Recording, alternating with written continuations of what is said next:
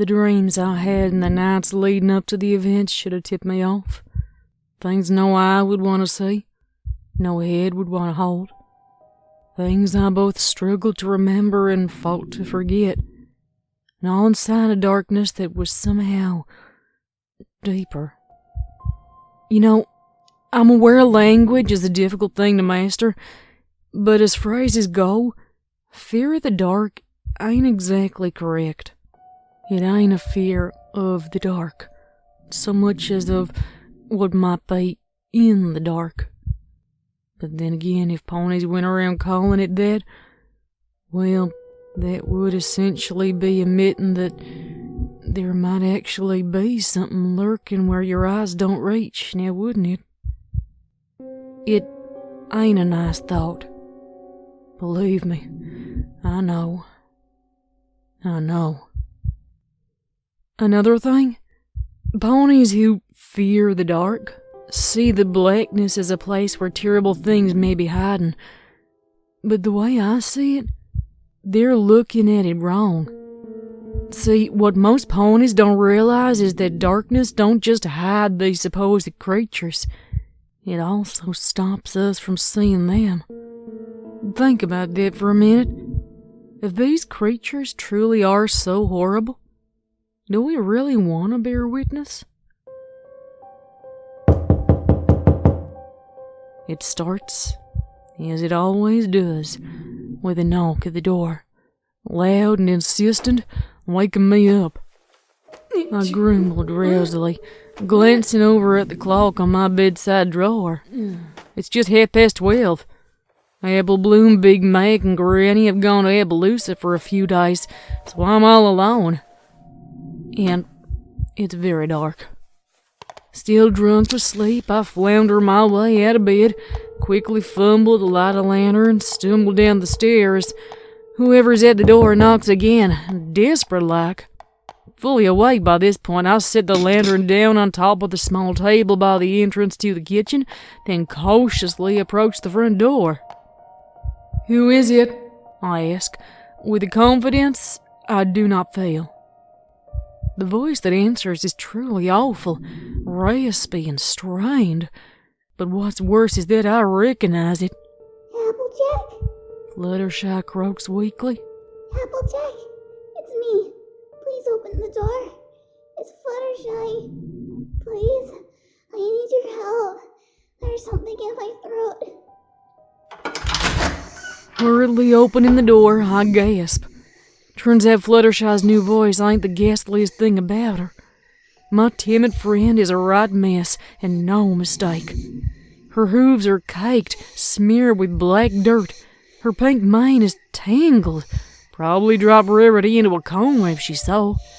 And there's a nasty-looking cut on her forehead. A shocking red stain on an otherwise lovely face. Fluttershy? What happened? Fluttershy looks up at me with those pitiful blue eyes. Applejack, please. Get it out. Please, get it out of my throat. How? How do I do that? I don't know. Fluttershy whimpers as she paws at her throat, slumping to the floor. I turn away from her for a moment, my heart bashing against my ribs, trying to keep it together as I wonder if the first aid kit has anything that could help. Suddenly, Fluttershy makes an odd sound from behind me, and I turn, just in time to see her throw up about a pint of blood. I instinctively back away, gaping wide-eyed at my friend as she coughs and splutters, wipes at her watery eyes with blood trickling down her chin, her neck, like fast-growing roots. Once I'm certain she ain't liable to vomit up a second time, I carefully approach, put my hooves around her. I'm just about to ask if she's okay, offer her a bed to lie down in, but then something on the floor catches my eye, and I find myself taking a closer look at the foul-smelling gore puddle.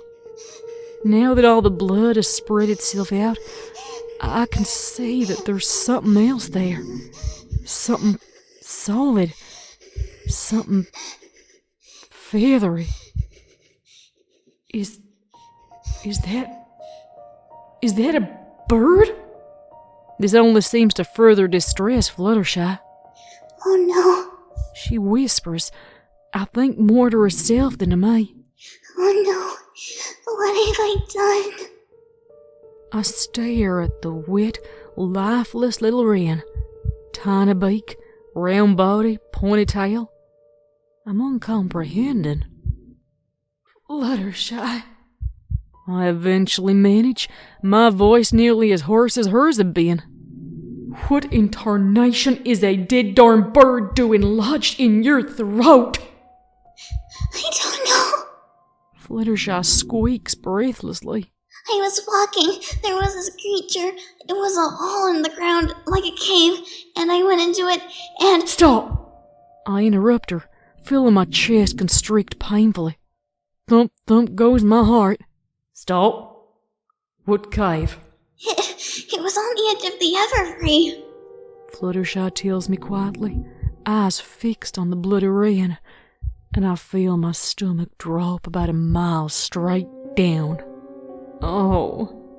I rub at my eyes. Oh, please tell me you didn't. Please tell me. Did you go inside, Fluttershy? Did you go into the cave? Yes. She finally meets my gaze, confused.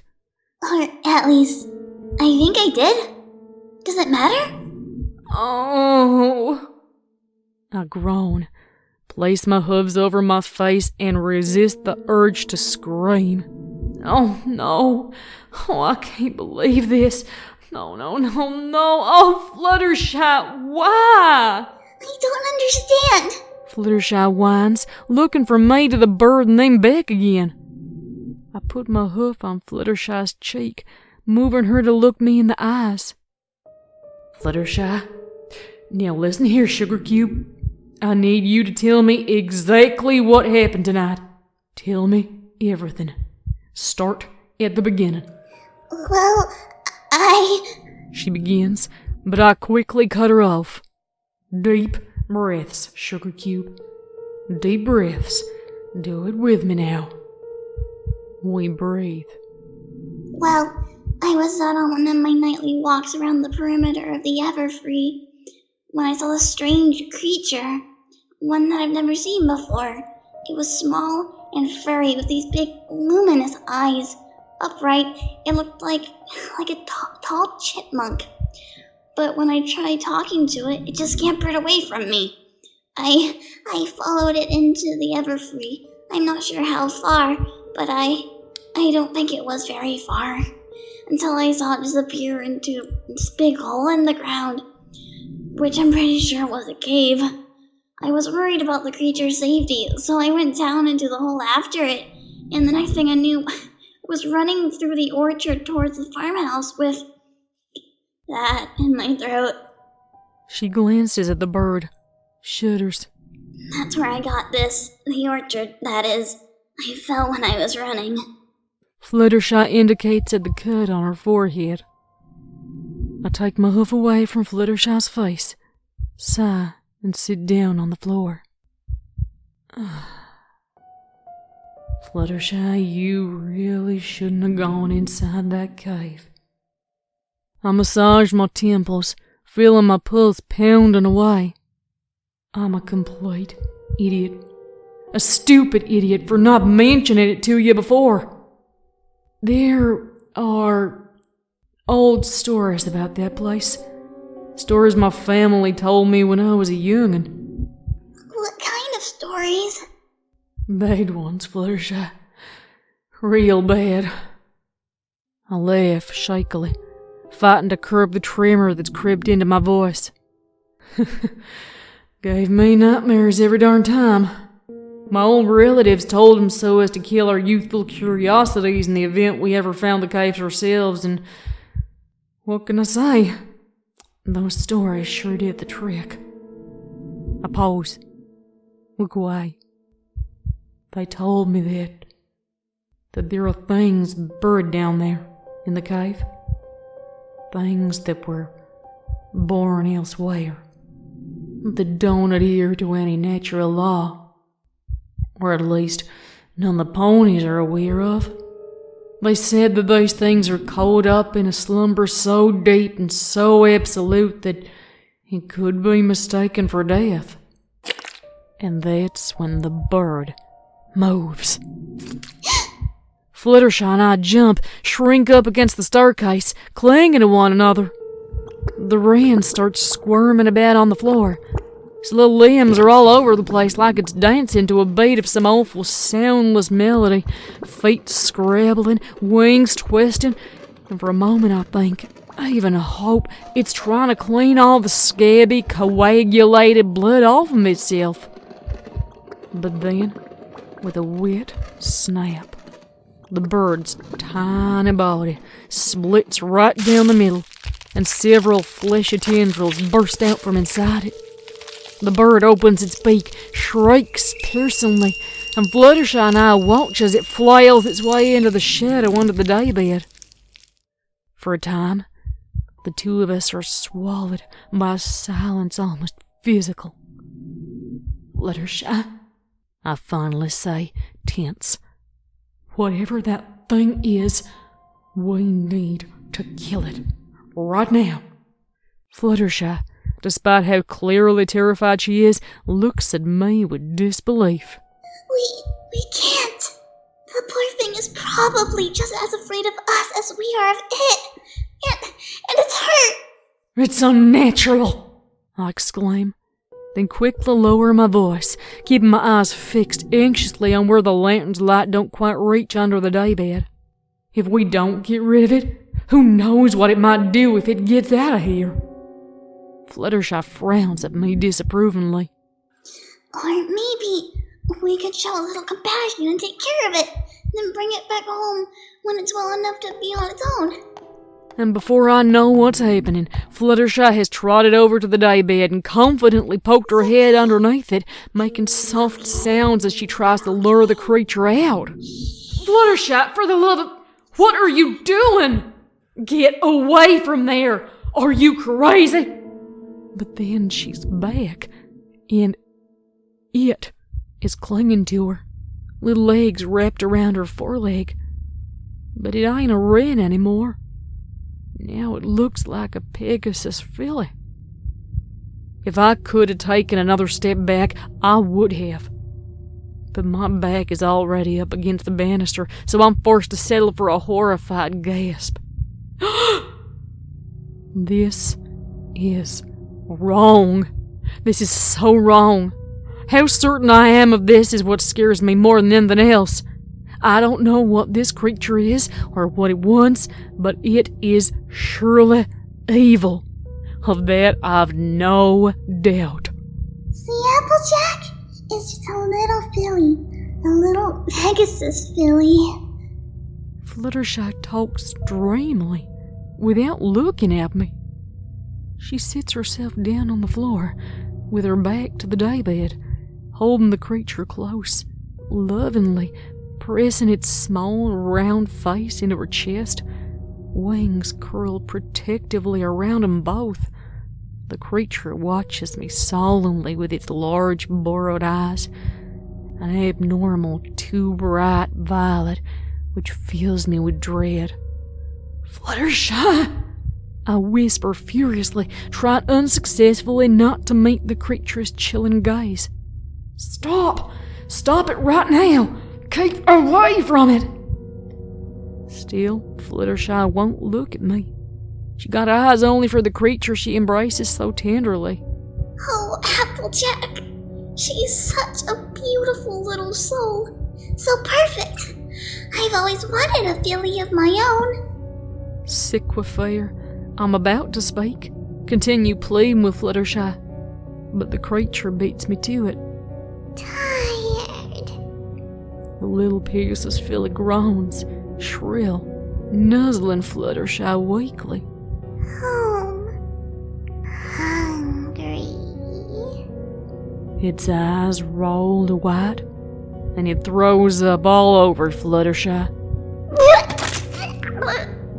She don't even blink as the thick black substance hits her. Some of what the creature has spewed out spills onto the floor and scatters. And leaning forward slightly, unable to help myself, I'm appalled to see that it ain't liquid. It's dirt. Oh my. Fluttershy appears highly concerned as she examines the creature. You poor thing. We need to get you home right away. Beneath black stars. The creature says in a voice ancient and monstrous. Betwixt the fold and the broken column. I whimper and shrink from the source of the voice, that horrible, unnatural voice. I know I need to rush over there and tear that thing away from Fluttershy, see if I can break whatever influence it has over her, but it's like I've lost the ability to control my own body. Don't go! I urgently scream at my friend. Don't go back there! Fluttershy, don't you dare go back! Deliria. The creature continues, clawing at its face like there are insects crawling all over it. Hell's not. Applejack, I have to. My baby is sick. Fluttershy informs me, apologetically, still apparently determined not to look in my direction. She needs help. She needs my help. My kingdom dreams and anger. Edges worn round, corners eaten away. I wrap my forelegs around my head, sinking down and beginning to rock and sob. There. I hear Fluttershy murmur, soothing. It'll be alright, my little friend. It'll be okay. Do you remember death, my tiny acolyte? Asks the creature, speaking as if to the sky. Along faithless shores and into the other.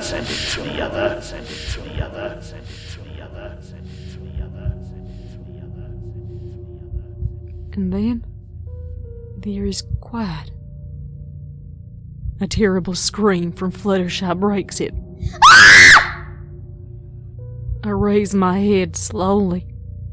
Fluttershy is standing there, looking into my eyes, into me. Fluttershy? Don't wake them up! She shrieks, swings her hoof. It connects.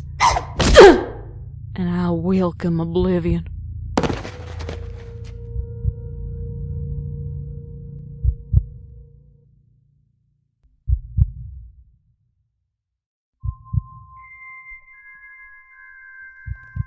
I woke just after sunrise, and as soon as everything came back to me, I knew precisely what I had to do. Fetching a coil of my strongest rope from the barn, I ran all the way to the Everfree Forest, and without hesitation, I plunged into its lush darkness.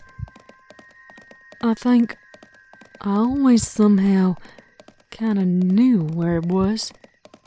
Maybe some clue in one of the old stories gave it away. Maybe not.